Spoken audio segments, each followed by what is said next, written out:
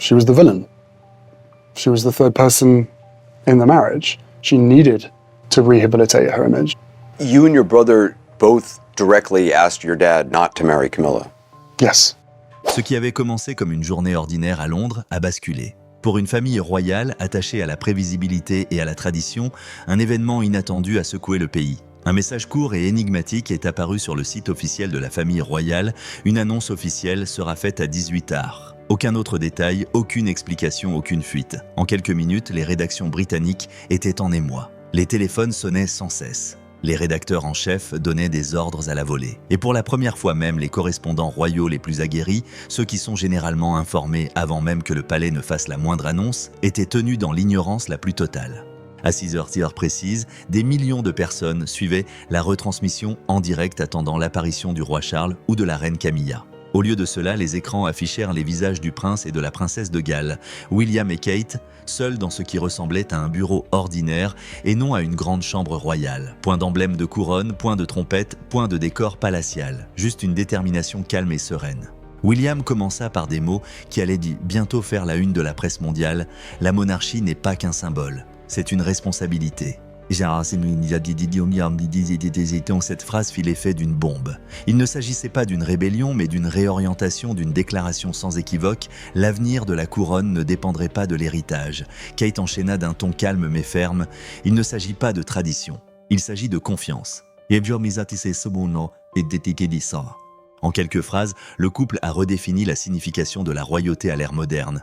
La formalité prudente qui avait longtemps placé les Windsor au-dessus du monde avait disparu. La Grande-Bretagne se trouvait désormais face à deux jeunes membres de la famille royale qui n'exigeaient pas la loyauté mais offraient la transparence. Et dans un climat mondial marqué par la méfiance envers les élites, cette simple différence a trouvé un écho particulier. Quelques minutes plus tard, l'annonce allait transformer l'image et la politique de la famille royale, le lancement de la Diana Initiative, un programme mondial fondé sur les valeurs les plus chères à la princesse Diana.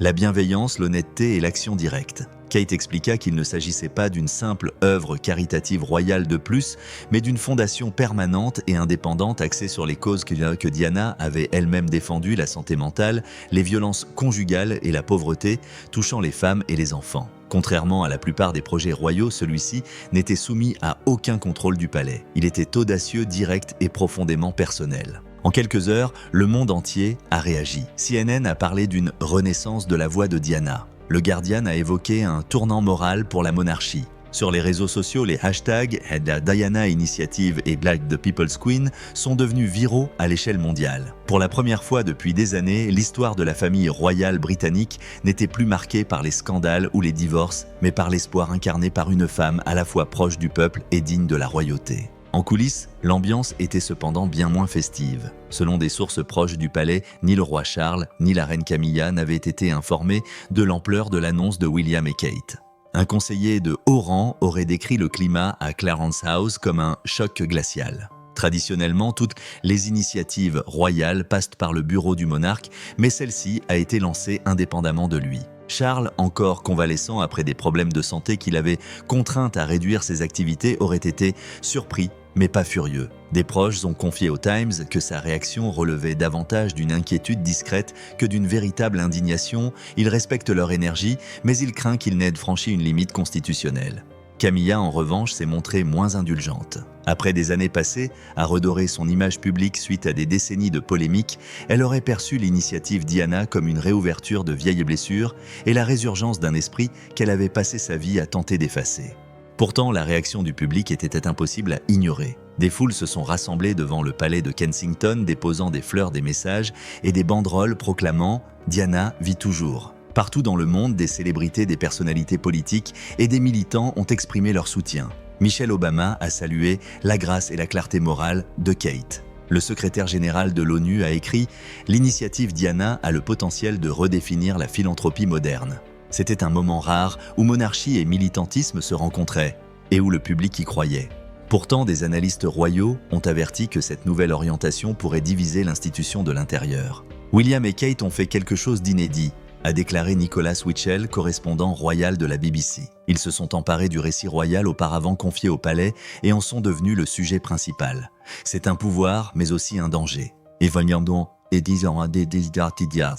À Buckingham Palace, les courtisans s'activaient pour maintenir l'ordre. Des rumeurs circulaient selon lesquelles une réunion d'urgence aurait été convoquée entre le roi et ses principaux conseillers afin d'évaluer les conséquences. Certains conseillers affirmaient que la décision du couple était une brillante opération de modernisation susceptible d'assurer la pérennité de la monarchie auprès des jeunes générations de plus en plus sceptiques à l'égard des privilèges royaux. D'autres craignaient qu'il ne s'agisse d'un coup d'État silencieux, d'une mainmise sur le pouvoir de génération en génération, alors que la santé du monarque restait incertaine.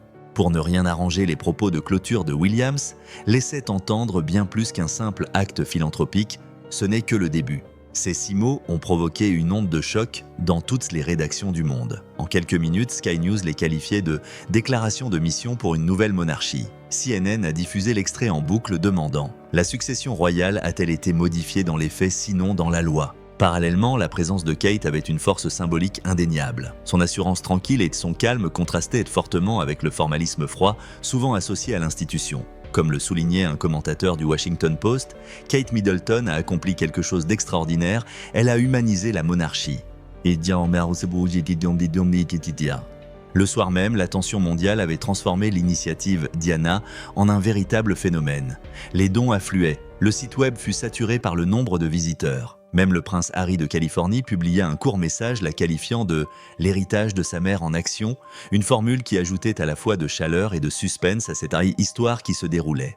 Pourtant, le silence qui régnait au palais était assourdissant. Aucun commentaire officiel de Charles, aucune réaction de Camilla. Pour beaucoup, ce silence était éloquent.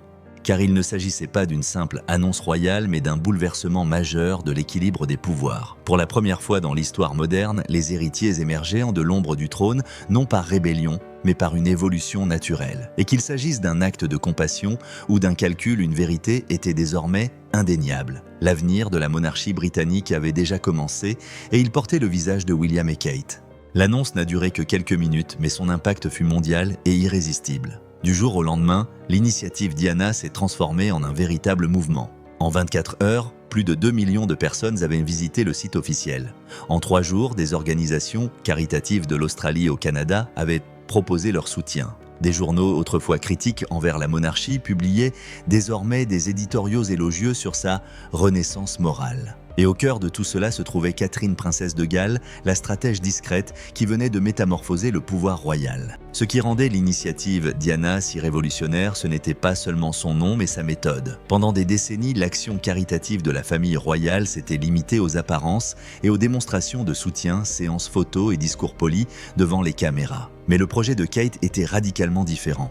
Il ne s'agissait pas d'une campagne inaugurale, mais d'un réseau structuré. Elle souhaitait que l'initiative fonctionne comme une fondation internationale investissant dans des programmes de santé mentale, des centres d'accueil pour femmes et des projets d'éducation pour les jeunes, non pas pour la publicité, mais pour un changement durable. La vision de Kate s'inscrivait dans la continuité de l'héritage de sa belle-mère tout en l'adaptant au XXIe siècle. Elle insistait sur la transparence numérique, tous les dons et activités seraient entièrement publics et le personnel serait recruté de manière ouverte sans recommandation du palais. Comme l'écrivait un chroniqueur du Financial Times, il s'agissait d'un défi direct à la manière dont la famille royale a traditionnellement mené ses affaires. En coulisses, cette initiative a également servi de test de leadership révélant discrètement le fossé générationnel entre le passé et l'avenir de la monarchie.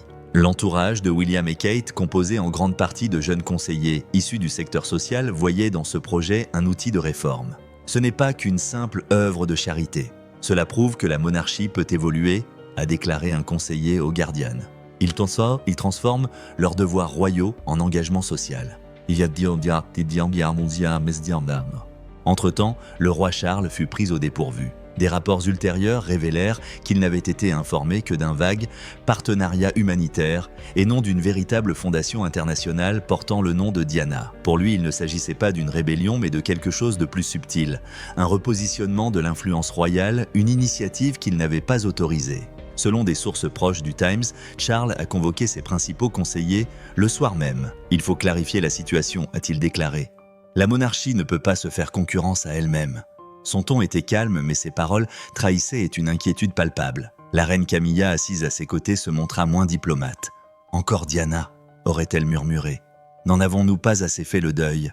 Mais le monde n'était pas prêt à enterrer la mémoire de Diana et Kate le comprenait mieux que quiconque. Sa démarche n'était pas nostalgique, mais stratégique. En évoquant Diana, elle a rétabli le lien émotionnel entre la monarchie et le public, un lien rompu par des années de scandales, de distance et de silence.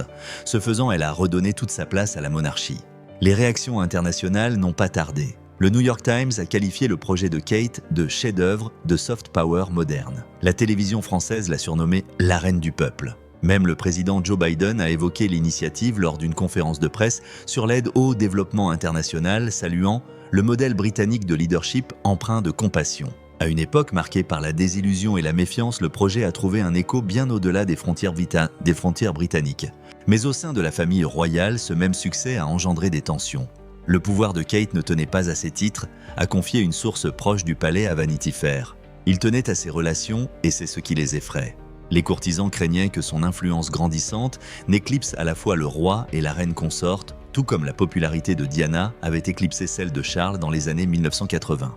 Pour ne rien arranger, la portée internationale du projet lui permettait de fonctionner indépendamment du budget royal en s'appuyant plutôt sur des partenariats publics-privés. Cette indépendance conjuguée à sa transparence protégeait efficacement William et Kate de toute ingérence du palais. Ils ont bâti un écosystème parallèle, a déclaré un ancien conseiller royal. Ils n'ont plus besoin de l'ancien système. Et de fait, leur action reflétait une forme de résistance discrète. Une semaine après le lancement, Kate a été aperçue visitant un refuge pour femmes à Leeds sans escorte officielle, ni photographe, ni attaché de presse, seulement un carnet et quelques gardes du corps. Plus tard dans la semaine, William a participé à un sommet de la jeunesse sur le climat à Manchester et s'est joint à une table ronde au lieu de prononcer un discours d'ouverture. Pour les observateurs royaux, ces gestes étaient symboliques, le futur roi n'administrait plus la monarchie, il la redéfinissait. Entre-temps, le malaise de Camilla s'accentuait. La reine consort qui luttait depuis 20 ans pour obtenir l'approbation du public voyait son image si chèrement acquise s'effondrer du jour au lendemain. Des sources proches du Télégraphe rapportaient qu'elle souhaitait placer l'initiative sous contrôle royal et la gérer par les voies officielles du palais. Mais les conseillers royaux l'avertirent qu'une telle démarche serait contre-productive, donnant l'impression d'un signe de jalousie ou d'insensibilité. Le palais opta donc pour le silence, une décision révélatrice. Ce silence cependant n'a fait qu'alimenter les spéculations. La presse britannique a commencé à murmurer l'existence d'une nouvelle division royale, les Windsor contre les Wales. Les discussions en ligne reprenaient le même discours, l'ancienne monarchie avait disparu. La nouvelle prenait le pouvoir. On sent le flambeau se transmettre, écrivait un commentateur sur BBC Newsnight. Sauf que cette fois, il ne s'agissait pas d'une simple transmission, mais d'une prise de contrôle. Malgré l'effervescence grandissante, William resta inflexible. Il ne s'agit pas de compétition, confia-t-il à un proche, mais de survie. Ces paroles confirmèrent ce que de nombreux observateurs royaux soupçonnaient déjà l'initiative était bien plus qu'une simple œuvre de charité. Elle jetait les bases d'une monarchie post-Charles plus légère, plus engagée et moins dépendante de la soumission. Mais le pouvoir a toujours un prix. En faisant revivre le nom de Diana William et Kate ont réveillé des fantômes qui hantaient la famille royale depuis des décennies. Le public était ravi, le palais le craignait, la presse comme on pouvait s'y attendre en a fait un spectacle. Tandis que le monde continuait de débattre de la question de savoir s'il s'agissait d'un progrès ou d'une rébellion royale, une chose était claire. L'initiative Diana avait accompli ce qu'aucun projet royal de l'histoire moderne n'avait réussi à faire. Elle avait uni un public classe, renforcé l'autorité morale de la monarchie et, peut-être plus important encore, rappelé au monde que la compassion peut encore faire fléchir les nations. Mais derrière les éloges et l'optimisme se cachait une tension sourde. Si l'initiative Diana avait redonné un coup de jeune à l'image de la monarchie auprès du public, elle avait aussi semé la discorde au sein du palais. La vieille garde observait bien décidée à ne pas laisser l'histoire se répéter. 2 semaines après le lancement de l'initiative Diana, la tension était palpable à Buckingham Palace. Ce que le public célébrait comme une innovation était désormais perçu par le cercle restreint de la monarchie comme une véritable rupture. Derrière les sourires de façade et les apparitions soigneusement orchestrées, un conflit latent se tramait, une lutte générationnelle entre l'ancienne monarchie fondée sur la hiérarchie et la discrétion et la nouvelle guidée par la transparence, l'émotion et le rayonnement international. Tout a commencé discrètement par une simple conversation. Le roi Charles convoqua une réunion privée à Clarence House. Autour de la longue table en acajou étaient assis ses conseillers les plus fidèles, parmi lesquels le lord chambellan, 2 courtisans de haut rang et la reine Camilla. L'ordre du jour était intitulé « Alignement stratégique ». Mais chacun savait que le véritable sujet était William et Kate. « J'admire leur courage », commença Charles d'une voix calme mais lasse. « Mais on ne peut pas avoir 2 monarchies qui fonctionnent simultanément. » Un silence pesant s'installa dans la pièce. Son message était clair, l'initiative, Diana, avait pris une ampleur démesurée, s'était développée trop rapidement, trop loin et avec une indépendance excessive. En quelques jours, elle avait surpassé tous les projets lancés sous son administration. Les analystes de la BBC la qualifiaient de palais parallèle, une opération menée sous l'égide royale mais hors de tout contrôle royal. Camilla, assise à côté de lui, se montra moins diplomate. « Ils ont transformé la charité en spectacle », lança-t-elle sèchement. Et voilà Diana qui revient avec son lot de fantômes et de glamour. Sa frustration était personnelle. Après des décennies passées à se défaire de l'image de « l'autre femme », elle voyait le souvenir de sa rivale disparue ressurgir à travers sa belle-fille. Le contraste était saisissant, le nom de Diana faisait le tour du monde. Celui de Camilla, en revanche, ravivait de vieilles rancœurs. Pourtant, Charles réprima sa colère. Il avait toujours cru à l'évolution, non à la confrontation. Mais à présent même, lui constatait les bouleversements qui agitaient de la famille royale. William et Kate n'aspiraient pas à un héritage, ils exerçaient planter leur pouvoir par la popularité, et à l'ère du numérique, la popularité était synonyme de pouvoir. Les responsables du palais commencèrent à parler à voix basse de ce coup d'État silencieux. Un haut fonctionnaire décrivit l'atmosphère au Télégraphe comme une panique maîtrisée. Les réunions qui auparavant s'articulaient autour de l'agenda du roi débutaient désormais par des comptes rendus des activités de William et Kate. Malgré tout son prestige, la cour de Charles III était éclipsée par l'opinion publique. Aux portes du palais, le changement était flagrant. Les sondages révélaient une forte hausse du soutien au prince et à la princesse de Galles, notamment auprès des jeunes Britanniques. L'approbation de la monarchie en tant qu'institution progressait légèrement, mais la confiance envers le roi lui-même déclinait. Les réseaux sociaux, autrefois indifférents aux événements royaux, regorgeaient désormais d'images de Kate s'exprimant dans des centres communautaires et de William rencontrant des militants écologistes. « La monarchie est de nouveau moderne », écrivait le Times. Mais à l'intérieur du palais, l'atmosphère était tout sauf moderne, elle était médiévale. Des factions rivales se formaient discrètement, certains courtisans rejoignant le camp gallois ou le cercle restreint du roi. Des fuites parvenaient à la presse. Certains journaux accusaient Guillaume de saper l'autorité de son père. D'autres laissaient entendre que Charles tentait de freiner les ambitions de son fils. La vérité se situait quelque part entre les deux. Selon des sources proches du palais citées par The Guardian, Charles avait demandé des informations détaillées sur les finances et les partenariats de l'initiative. Non pas pour l'arrêter, a précisé un conseiller, mais pour comprendre à quoi il a affaire. Pourtant, la jeune génération a interprété cette demande comme une tentative de prise de pouvoir et la méfiance s'est accrue. Entre-temps, la frustration de la reine Camilla atteignit son paroxysme. Lors d'un événement caritatif à Bath, on lui demanda si elle soutenait l'initiative Diana. Sa réponse calme mais ferme fit immédiatement la une des journaux « La monarchie a toujours servi avec dévouement. Nous n'avons pas besoin de rappeler le passé pour le prouver ». Pour le grand public, cela sonnait comme une remarque anodine. Pour les initiés, c'était une déclaration de guerre. La réponse de Kate est arrivée quelques jours plus tard, discrète, précise et d'une efficacité redoutable. Lors d'un événement de la Diana Initiative à Manchester, elle a déclaré « Ce travail ne concerne pas le passé. Il concerne l'avenir que nous construisons ensemble. » Elle n'a jamais mentionné le nom de Camilla, mais tout le monde a compris. Le public a applaudi à tout rompre et des extraits de son discours ont circulé sur TikTok et YouTube. En quelques heures, des hashtags comme #FutureQueen et #DianaLives en ont dominé les tendances mondiales. Un silence assourdissant régnait à Buckingham Palace. L'équipe de presse du roi préféra ne pas s'étendre sur le sujet, craignant que toute reconnaissance ne légitime la prétendue querelle. Mais le mal était déjà fait. La sympathie du public se portait résolument sur Kate, la réformatrice calme et posée qui avait résisté à la pression invisible de la résistance royale. Pour William, la tension était tout aussi personnelle. Bien que loyal envers son père en public, il sentait la tension monter en coulisses. Selon un collaborateur cité par le Daily Mail, il aurait déclaré à ses conseillers « Ce n'est pas de la rébellion, c'est de la survie ». En privé, il aurait confié à un ami « Père ne voit pas ce qui se passe à l'extérieur. Le monde change plus vite que le palais ». Charles, cependant, le voyait très clairement. Ses problèmes de santé l'avaient contraint à déléguer davantage et ses délégations remodelaient désormais la couronne elle-même. Il confia à un proche « La tension se relâche et c'est peut-être le cas. Mais la vitesse à laquelle cela se produit, c'est comme voir la marée déferler sur le rivage. » Des rumeurs de succession incertaines circulaient à la cour. Bien que le roi restât chef d'État, William et Kate étaient devenus de facto le visage de la monarchie, ses ambassadeurs, dans un monde sceptique. Leur charisme avait accompli ce que des années de réformes constitutionnelles n'avaient jamais réussi, à faire redonner à la famille royale toute sa visibilité. Mais le pouvoir sans unité est dangereux. Les conseillers du roi avaient prévenu que la force de la monarchie résidait dans sa voix unique. « Si le palais se divise, le peuple suivra », avait averti un conseiller. Mais avant même que ces mots ne soient prononcés, la division était déjà manifeste. Les commentateurs parlaient d'une double monarchie, Charles pour la continuité, Guillaume pour le changement. C'est ainsi que sous les lustres dorés de Clarence House, la plus ancienne dynastie de l'histoire se retrouva à la croisée des chemins, un roi luttant pour préserver la tradition, un prince déterminé à la moderniser et une princesse, le pont entre eux, qui inspirait la loyauté du monde. Dans le jeu d'échecs séculaire qu'est de la monarchie, il s'agissait de bien plus qu'un simple désaccord. C'était un véritable renversement de situation. La couronne jadis solide et incontestée était désormais en pleine mutation. Son avenir était redéfini par une génération qui refusait d'attendre son tour.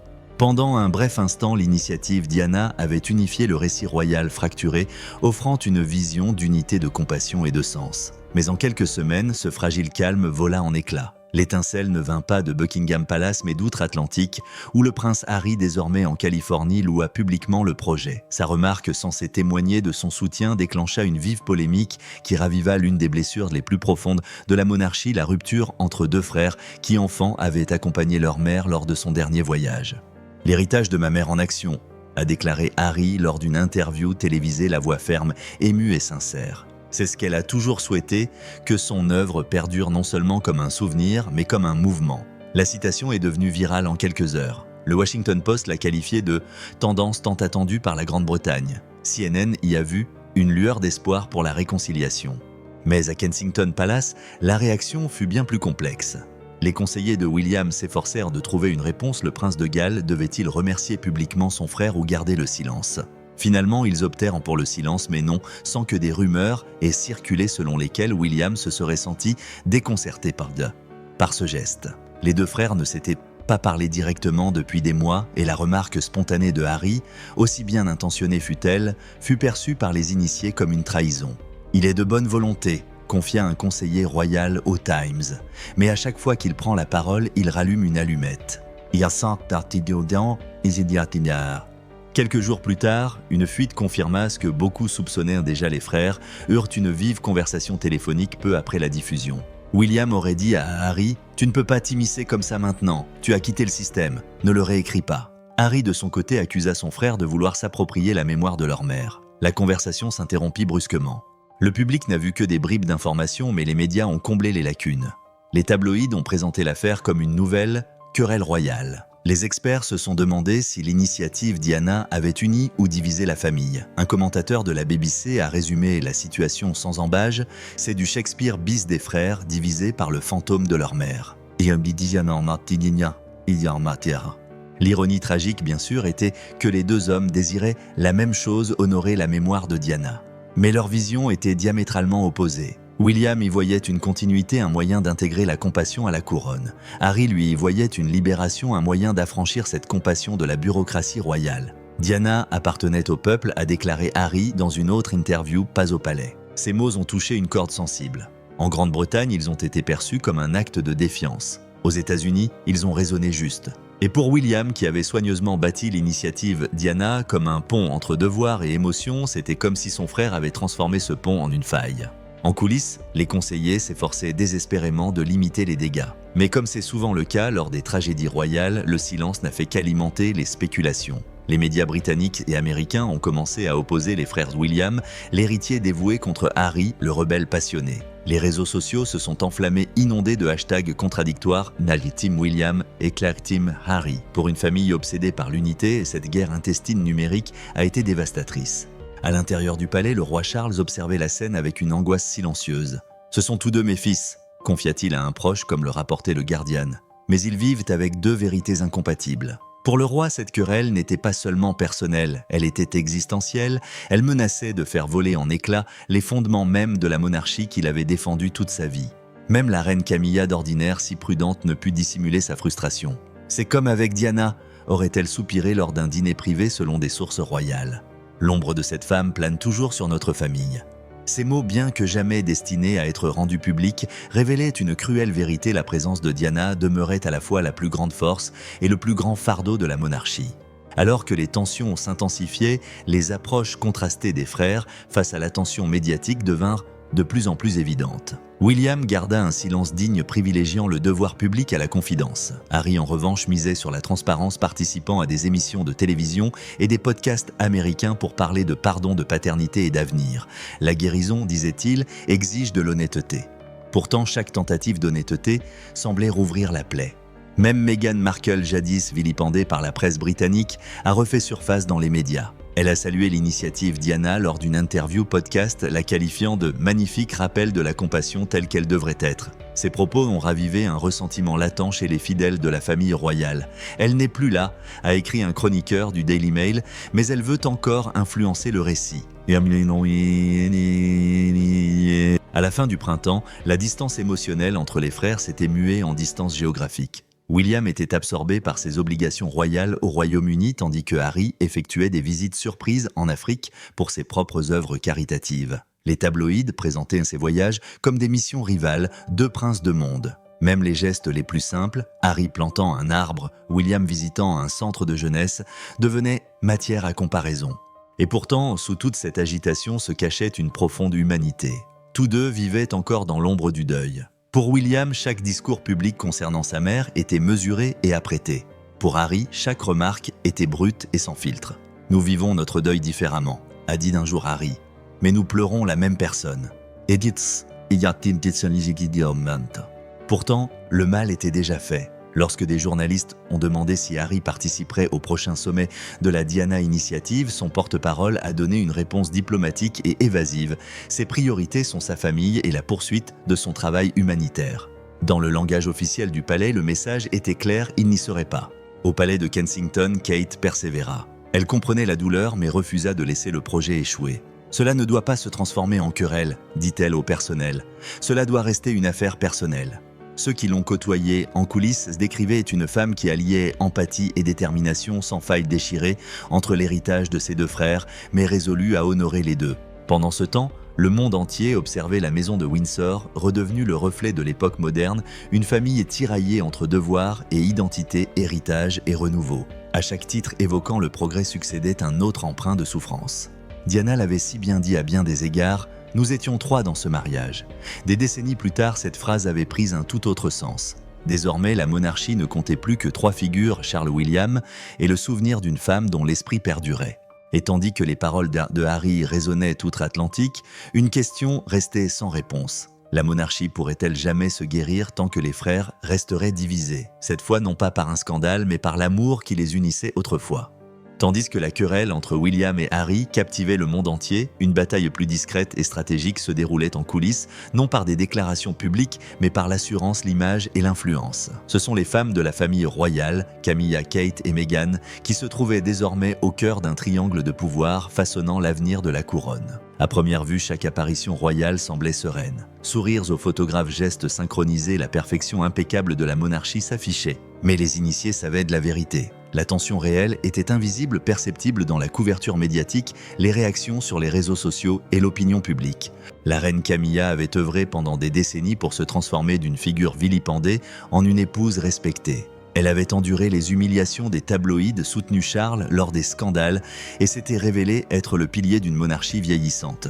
Le fait que son influence soit désormais éclipsée par l'ascension dynamique et jeune de William et Kate, et plus largement par l'héritage de Diana, était une ironie qu'elle et le public n'ignoraient pas. Comme l'a confié une source proche de la famille royale au Télégraphe, Camilla s'est battue pour être acceptée, mais elle perd désormais du terrain face à un fantôme. Ce fantôme, bien sûr, c'est le souvenir de Diana renaissant grâce à la Diana Initiative et incarné par celle que le monde appelle désormais la princesse du peuple réincarnée. En coulisses, les relations entre Camilla et Kate s'étaient considérablement refroidies. Leurs échanges autrefois cordiaux et coopératifs étaient devenus d'une prudence professionnelle déconcertante. Selon des sources proches du palais, Camilla a été particulièrement perturbée par la décision de Kate de lancer l'initiative sans l'aval de la famille royale. Elle contourne la tradition, aurait confié Camilla à une confidente. Ce n'est pas une réforme, c'est une rébellion déguisée en grâce. Pourtant, Kate est restée inébranlable. Son pouvoir n'était pas ostentatoire. Il était discret, constant et d'une stratégie implacable. Chacune de ses apparitions publiques, qu'il s'agisse de visites dans des refuges ou auprès de jeunes mères, renforçait son image de femme compatissante moderne et d'une dignité naturelle. Kate n'a pas besoin de tenir tête à Camilla, a déclaré un analyste média à BBC Newsnight. Elle a déjà imposé son point de vue. Entre-temps, la voix de Meghan Markle a refait surface outre-Atlantique, ajoutant une nouvelle dimension à l'incertitude. Lors d'un podcast, elle a fait l'éloge de la Diana Initiative, la qualifiant de « signe que la compassion existe encore au sein du palais ». Si ses propos étaient mesurés, la réaction fut explosive. Les tabloïds britanniques y ont vu une atteinte à la vie privée et ont accusé Meghan de s'approprier une cause qu'elle avait abandonnée. Mais pour beaucoup aux États-Unis et parmi les jeunes, ces remarques sonnaient comme une main tendue, une tentative subtile de renouer les liens des Sussex avec l'héritage de Diana. Cette sympathie transatlantique a exaspéré les partisans traditionnels du palais. À chaque fois que Meghan prend la parole, elle vole la vedette. C'est plaint une source royale de haut rang citée par le Daily Mail. Et à chaque fois que Kate se tait, elle lui vole la vedette. Le contraste entre les deux femmes était saisissant. Meghan s'exprimait dans des interviews, des podcasts et des tables rondes sans filtre ni retenue. Kate, en revanche, parlait peu, laissant son travail et son silence parler pour elle. Dans un monde obsédé par les formules choc, le silence de Kate est devenu sa force. Mais tandis que le public y voyait un affrontement entre grâce et rébellion, ceux qui se trouvaient au palais savaient que l'enjeu était bien plus important. La santé de Charles déclinant la succession n'était plus une simple formalité mais une réalité imminente. Et dans cette future monarchie, une seule femme pourrait occuper le trône aux côtés du roi. Camilla était déterminée à conserver ce rôle le plus longtemps possible.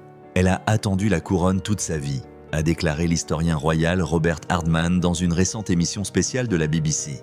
L'idée de la céder à Kate, même symboliquement, est impensable pour elle. Pourtant, le temps et l'opinion publique ne jouaient pas en sa faveur. Les sondages montraient que près de 70% des Britanniques considéraient désormais William et Kate comme les représentants légitimes de la monarchie contre moins de 30% qui soutenaient le roi et la reine en tant que dirigeants actuels. Les tensions atteignirent leur paroxysme lors d'une réunion officielle à Clarence House. Selon des informations divulguées ultérieurement au Times, Camilla aurait interpellé Kate en privé l'exhortant à placer l'initiative Diana sous la supervision royale appropriée. Kate, toujours polie, aurait répondu « Votre Majesté, il est préférable que cela soit fait de son plein gré ». Une remarque anodine, certes, mais qui a surpris tout le monde. À partir de ce moment, la relation entre les deux femmes s'est figée. En public, elles souriaient et s'inclinaient. En secret, elles sont devenues le plus grand obstacle l'une pour l'autre. Le mécontentement a été exacerbé par la reprise du projet de documentaire de Meghan et Harry sur Netflix qui a ravivé la fascination mondiale pour les divisions au sein de la famille royale. La série présentait des images d'archives de Diana parlant de compassion et de service juxtaposées à des images plus récentes de Kate véhiculant des messages similaires. Les critiques ont dénoncé une rivalité montée en direct. Mais malgré les efforts du palais pour paraître unis, il était clair. Pour quiconque observait que deux philosophies royales étaient désormais en conflit, la monarchie de la retenue de Camilla et la monarchie du renouveau de Kate. Pour le public, le contraste était enivrant. Pour l'institution, il était dangereux. Comme le notait un correspondant royal du Guardian, pour la première fois de l'histoire, la lutte d'influence au sein de la famille royale se joue entre femmes et non entre hommes. Et elle se gagne par l'émotion et non par la hiérarchie. Même le prince William d'ordinaire, si serein, ressentait la tension. Il admirait la force de caractère de sa belle-mère mais savait que la survie de la couronne reposait sur une dynamique positive et non sur la nostalgie. Selon certaines sources, il aurait confié à des amis proches « La monarchie ne peut pas vivre éternellement dans l'ombre du passé, ni celui de Diana, ni celui de personne d'autre. » Pourtant, il comprenait l'ironie pour faire progresser la monarchie, il s'appuyait sur l'esprit de la femme qui avait jadis menacé de la renverser. À l'automne, les tensions s'étaient muées en une fatalité silencieuse. Camilla restait attachée à la tradition, Kate incarnait le changement. Meghan demeurait la voix de l'outsider façonnant le récit à distance. Et quelque part entre les deux, le roi, épuisé par la maladie et conscient que la couronne qu'il portait était peu à peu redéfinie par ses proches. Ce n'était pas un conflit ouvert, c'était quelque chose de bien plus puissant et de bien plus majestueux. Une partie d'échecs jouée dans le silence et les sourires chaque coup étant joués sous le regard attentif du monde entier. Et bien que personne n'osât le dire à voix haute, une vérité était devenue évidente pour tous les spectateurs, l'avenir de la monarchie britannique ne reposait plus entre les mains du roi. Il reposait entre les mains des femmes.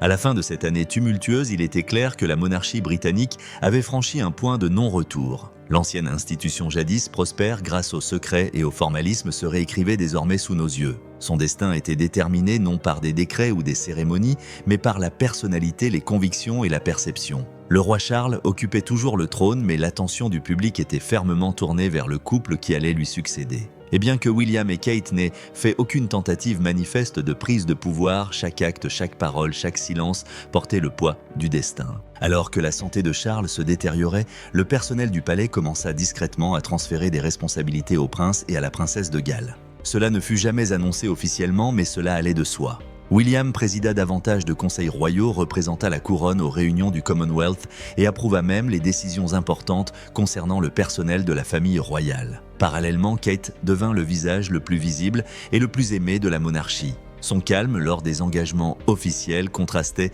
avec l'incertitude qui planait sur l'état de santé du roi. Pour la première fois, le public britannique eut le sentiment que l'avenir était arrivé plus tôt que prévu. L'initiative Diana, qui n'a cessé de s'étendre à travers les continents, est devenue le cœur même de cette nouvelle identité royale. Sous l'impulsion de Kate, le programme s'est transformé en un véritable réseau humanitaire. Il a noué des partenariats avec les Nations Unies pour financer l'éducation des enfants déplacés, a lancé une ligne d'écoute téléphonique essentielle pour la santé mentale des jeunes mères et a organisé une aide d'urgence en Europe de l'Est après de violentes tempêtes hivernales. Chaque nouveau succès était salué par les dirigeants du monde entier et une fois de plus scruté à la loupe par Buckingham Palace. C'est le nouveau Commonwealth en miniature, écrivait The Guardian, une monarchie sans frontières, bâtie non sur la nostalgie coloniale mais sur l'empathie. L'expression a fait mouche. Les commentateurs ont commencé à qualifier le style de leadership de William et Kate de soft power par la sincérité. Mais pour les traditionalistes du palais, cette sincérité frôlait dangereusement l'indépendance. L'initiative n'est plus une œuvre de charité, avertissait un haut dignitaire de la cour. C'est un État dans l'État. Ce malaise ne se limitait pas aux conseillers. La reine Camilla, qui malgré une fatigue croissante continuait de remplir scrupuleusement ses obligations, sentait son influence décliner. Sa longue campagne pour se rendre plus humaine aux yeux du public semblait désormais éclipsée par le charme naturel de Kate. C'est la nouvelle Diana, aurait confié Camilla à une confidente d'une voix empreinte de résignation. Et cette fois, elle est intouchable. Le roi Charles, toujours pragmatique, privilégia la diplomatie à la confrontation. Il loua publiquement le service inlassable de William et Kate, tout en les exhortant en privé à la retenue. « La couronne doit aller de l'avant », dit-il à son fils, « mais elle ne peut se permettre une rupture. » Pourtant, il reconnut lui-même que son règne, bien que digne, était devenu une phase de transition, un intermède entre le passé et l'avenir. Partout en Grande-Bretagne, un changement culturel subtil mais indéniable s'opérait. Les jeunes générations, dont beaucoup considéraient autrefois la monarchie comme démodée, parlaient désormais de William et Kate avec une admiration teintée de prudence. Ils ont compris, a confié un étudiant à ITV News. Ils ne font pas comme si le monde n'avait pas changé. Les Britanniques plus âgés longtemps fidèles à Charles commençaient à admettre que le flambeau avait déjà été transmis. Les sondages YouGov révélaient un soutien massif à William comme prochain monarque, plus de 70% des personnes interrogées estimant que la monarchie devait entrer avec grâce dans l'ère moderne. Mais la modernité a aussi engendré des dangers. Dans le monde numérique, l'actualité royale est devenue un spectacle permanent, chaque geste disséqué, chaque mot utilisé comme une arme. Lorsque Kate a prononcé un discours à une conférence de femmes à Berlin, appelant à une culture où bienveillance et leadership coexistent, certains commentateurs y ont vu une critique voilée de l'approche de sa belle-mère. Lorsque Camilla est apparue quelques jours plus tard, à l'inauguration d'un hôpital, l'air malade mais souriant stoïquement, les tabloïds ont titré « La reine assiégée ». Derrière les gros titres, l'équipe de communication du palais peinait à maintenir une position unifiée. Les conseillers craignaient que la monarchie ne perde la maîtrise de son propre récit. « Nous sommes devenus la scène pour nos héritiers », déplorait un collaborateur. « C'est eux le spectacle désormais. » En Californie, le prince Harry et Meghan ont suivi les événements à distance tandis que leurs relations avec la famille Diana ne se sont que légèrement améliorées. Harry a publié un bref communiqué saluant le dévouement au service public de son frère, mais aucune réconciliation n'a eu lieu. L'initiative Diana, a-t-il déclaré dans une interview, prouve que sa lumière continue de nous guider tous même si nos chemins se séparent. C'était une diplomatie à la fois courtoise et distante, une diplomatie qui laissait la porte ouverte mais fermait le cœur. De retour à Londres, la monarchie continuait de fonctionner mais à un rythme différent. La vieille garde, les hauts courtisans en poste depuis l'époque d'Élisabeth II, étaient de plus en plus écartés par de jeunes conseillers fidèles au peuple gallois. Les réunions étaient plus courtes, les décisions prises plus rapidement. On se croirait dans la Silicon Valley, pas au palais St. James, ironisa un traditionnaliste avec amertume. Puis par un après-midi de printemps, le roi Charles prit une décision qui allait sceller son destin. Depuis son bureau à Clarence House, il autorisa le transfert progressif de plusieurs importantes fonctions de patronage et de services cérémoniels à son fils et à sa belle-fille. Officiellement, il s'agissait d'une délégation de pouvoir visant à assurer la continuité. Officiellement, c'était en réalité la reconnaissance tacite que le règne de Charles III cédait la place à l'ère de Guillaume et Catherine. Sur le plan international, cette décision fut saluée comme un coup de maître pour la stabilité. La Grande-Bretagne a accompli ce que peu de monarchies ont réussi à faire, notait le New York Times. Elle se transforme sans se briser. Pourtant même, les alliés de Charles reconnaissaient en privé la vérité, il avait été emporté non par la rébellion, mais par l'évolution. À l'approche de l'été, la famille royale se réunit au balcon du palais de Buckingham pour la traditionnelle cérémonie du salut aux couleurs. C'était une démonstration d'unité et Charles fragile mais digne, Camilla sereine, William fier, Kate rayonnante. La foule en contrebas acclamait et agitait des drapeaux sous un ciel sillonné de traînées de bombes de la Royal Air Force. Mais derrière les sourires, la réalité était claire pour quiconque comprenait le langage non-verbal de la royauté. Il ne s'agissait pas seulement d'une célébration, mais d'une transition. Kate debout aux côtés de son mari sourit tandis que la foule scandait son nom. Elle leva brièvement les yeux comme vers le ciel et les caméras immortalisèrent en ce moment. Un hommage discret et silencieux à la femme dont l'esprit avait rendu tout cela possible. De la tragédie de Diana était née une dynastie recréée à son image plus douce, plus ouverte, mais toujours guidée par le devoir. Et tandis que les cloches de Westminster sonnaient à travers Londres, ce soir-là, résonnant dans les rues où histoire et modernité s'entremêlaient, désormais une vérité devint indéniable. La monarchie n'avait pas été renversée, mais elle avait renaît.